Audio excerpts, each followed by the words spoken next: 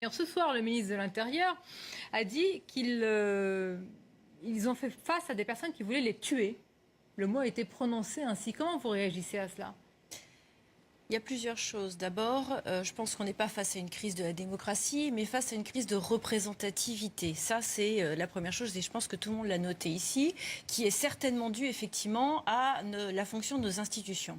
Maintenant, si on doit revenir aux forces de l'ordre et aux forces d'intervention qui étaient présentes samedi, il ne faut pas oublier que ce sont des gens qui sont sur le terrain quasiment perpétuellement depuis 3 ans maintenant, qui sont sursollicités, qu'il y a quand même 23 millions d'heures supplémentaires qui ont été effectuées par les policiers, qu'on ne paye pas, mais qu'on repousse à plus tard dans le fait de les rendre effectifs. Ce qui fait qu'on a quand même un certain nombre de policiers qui sont en pré-retraite parce que ces heures ne peuvent pas être effectuées. Donc en réalité, on a des gens qui pointent à l'effectif, mais qui ne sont pas sur le terrain. Ça, c'est aussi une véritable problématique. Et on a donc des policiers qui, d'un côté, dans leur cœur, sont avec les Gilets jaunes parce qu'ils ont des conditions de travail déplorables. Les cœurs ? Mais évidemment, ils ont des conditions de travail déplorables. Ils font des horaires, ils sont rémunérés comme des fonctionnaires. Et on peut parler aussi de la condition des fonctionnaires, parce que je pense qu'il y a la vraie question aussi des grilles de rémunération des fonctionnaires avec des salaires gelés qui font qu'on a quand même des millions de Français qui travaillent pour l'État et qui sont pauvres. Et donc, ces questions-là seront nécessairement à poser sur la table. Là, sur les manifestants qui se sont attaqués aux forces de l'ordre. Pour moi, il y a plusieurs types de manifestants. Il y a effectivement certainement des gilets jaunes qui se sont laissés entraîner.